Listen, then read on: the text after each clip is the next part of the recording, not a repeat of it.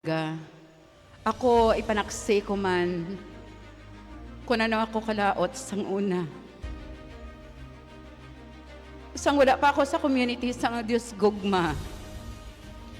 Tama na kami miserable sang kabuhi ko. Bangod nga, arap ako sa chance ng nanay ko. Ginattempt na niya ako nga ipahulog. Pero sa grasya sang Ginoo, yari ako, wala ako naging abnormal. Nagabot sa punto nga nag-high school ako. Kag sa akon pag-eskwela, tama kakulang ang akon pinansyal. Bangod nakita ako nga daw pinasahi ang ginahimo, bala ang pagpakita sang ginikanan ko sa amon nga mag-ulotod. Pero dira sa sulod sang tagipusoon ko, may kaakig, may ara nga nanakit, bangod nga tama ka unfair ang ila ginahimo sa akon. Nagabot sa punto nga nag-eskwela ako high school. Ara da sa akon tagipusoon nga kung ano lang ang makapahalipay sa akon amo lang ang naanimuon ko. Nagaupod ako kung sino ang nagkagusto sa akon labi na gid. Kung may nagkagusto sa akon nga lalaki, bata pa ako nagapakigilawas na ako. Wala kay balong ginikanan ko, kay wala ko nakita ang gugma sa ila tagipusoon. Wala ko nakita ang kalipay nga ginapangita ko sini nga kalibutan. Nagabot sa punto nga dira nagkaakig ako bangod nga ang tatay ko nagtinunto o ko nagpanginbabayi. Nagrebelde ang una-una ko, nagubra ako sa isa ka ilimnan o conveyor house. Kag dira nakilala ko ang isa ka opisyal sa pulis. Nagkagusto siya sa akon. Dira hindi ako makakuha sang kwarta sa iya kung hindi ako makigilawas sa iya. Nag-apat ang akon bata nga amo sina ang akon sitwasyon. Ara kamayaan sang kabuhi bangod nga opisyal sa may kwarta kag may salakyan.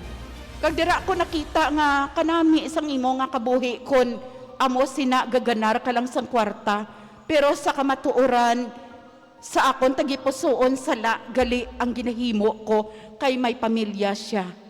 May isa siya ka bata kag ang akon bata sa iya apat.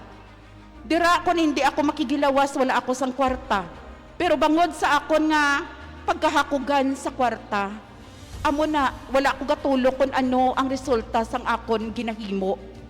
Nagabot sa punto nga daw hindi naman namin ang amon pag-updanay, bangod nga ara man siya sa pagpanginbabayi, kung second party ako may third party pagid siya. Didira nakita ko gid nga kagamo, wala sang kalinong, wala sang pagidait, wala sang amon bala pag-updanay, wala bala sang maayo nga pagigugma o kung matutuod nga gugma. Kay bisan ang kabataan ko nagailinaway kagamo bangod sang akon ginahimo nga sala. Hindi pagid ako kontento kay nga may babayi siya sa didto sa Mindanao. Wala siya kahibalo nga sa iya paglakat. Nagapangita pagid ko obra. Nag-apply ko kun sa diin may mga ilimnan nga makakwarta ko bangod nga ang iya pagsustento sa kabataan ko tama nakakulang. Dira nakita ko gid nga gapuraot gid ko, wala gid ko, kagutuman na kami. Nagaobra ako kung diin kalabuot ko sa uton sa pag-apply lang sa pag-kwan sa beer house o kung ano nga ilimnan para may dala lang ako sa kabataan ko. Nagabot sa punto nga hindi naman namin ang amon pag-updanay. Nagbulagay kami kay hindi ko na makita kung ano ang pagsuportaya sa kabataan ko.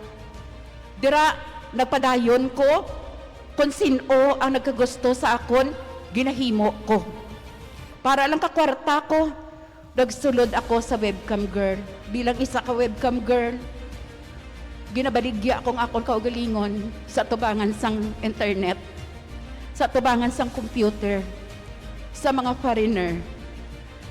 Wala ako kabatsyag kung ano ang resulta sang akon ginahimo. Bangod tama katig-ang akon tagipusoon. Nagabot sa punto, nagaganar ako sang kwarta. Pero natingala ko nga wala gyapon sa kapupunan ang akon nga tagipusoon. Wala kay balong akon panimalay, wala kay balong akon kabataan kung anong ginahimo ko. Pero sige lang, kaya ang akon ginahuna-una, try and try ako. Kung sino ang magsuporta sa akon panimalay, mapadayon ako. Hasta nga nag-abot sa punto nga nagmasakit ako. Dira nagmasakit ako bangod sang akon mga sala. Kag dira palanggit o mangbugos ko nga lawas. Kag ang akon heart nagaalay o kung masakit nga tama kasakit. Pero dira nadumduman ko nga manawag sa Ginoo. Pero dito sige mangyapon, bisan ginayo ako sang Ginoo, nagliwat-liwat ako hasta nag-abot sa punto nga may isa naman kasibuano nga nagkagusto sa akon. Nagpadayon ako sa pagpakigilawas hasta nga nagbusong ako. Pagbusong ko, ara na ang sutsot sa akon tagipusoon nga liwat-liwat ka naman nga nagpakasala. Ano ihambal sang ginikanan mo sa imo? Dira, grabe, ang taw-taw sang yawa sa akon panguna-una. Saling niya ipahulog na. Nagkadto ako sa akon miga. Kag didto na ngayo ako bulig. Nahulog ang bata. Nasamtang nagagwa siya sa akon tiyan, wala gid magisi ang iya nga putos. Ukon ang iya inunlan. Wala gid siya maano. Pero sa gihapon wala ako kabatsyag sang kasakit. Ukon kalain sang buot. Ukon anong man nga kahadlok sa Ginoo. Kay wala ako makakilala nga may Diyos ang kalibutan nga buhi. Apang dira nakita ko, yung kung nagpadayon ako sa pagpakasala, mapatay gid ako. Kag dira ko nakita nga sang isa ka beses, nagkadto ang community sang ang Diyos gugma sa amon nga lugar. Dito wala ako nagasapa kay abi ko kung ano lang siya nga sekta. Pero ang sunod nila nga pagkadto, dito nagsintruhan na yung abon mga mata sang isa kautod ko. Kag dito hindi siya nakita ko kundi ang Diyos nga nag-agdas sa akon. Ginhandom ko nga magpanapit sa Ginoo. Nagpamati. Hasta nga nabatyagan ko ang iya presensya. Kag dito, bisan wala ako ginaagda, ginapangita ko kung saan diin ko siya makita. Nga mabatyagan ko ang kalipay sa akong tagipusoon. Kag dito, nagsigisigi ako. Hasta nga ginhandom ko nga magpalapit ako sa Ginoo. Nagkonfesar ako, nagpalapit ako sa pari.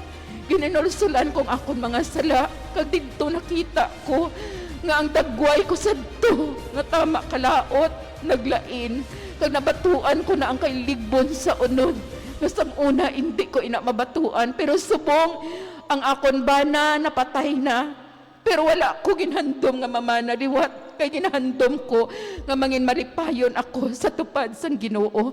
Gani ginabalik ko gid ang pagpasalamat. Nga kung wala ang Diyos, ang wala ang community sang ang Diyos gugma, padayon ako nga ginasugyot sang kahadlok sa akong tagipusoon. Gani isang nabatian ko ang iya pulong nga hindi ka magkahadlok. Yara ako nagupod sa imo, nagpadayon ako sa pagpamati, nagpadayon ako kag ginhandom ko gid nga hindi na ako magbalik sa daan ko nga pagkatawo.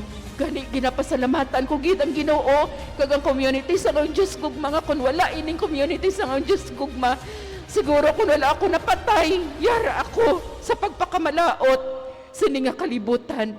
Gani ginabalik ko gid ang pagpasalamat, dungog kag himaya sa iya lamang nga ngalan, kaupod sa Iloy Birhen Maria, in Jesus' name.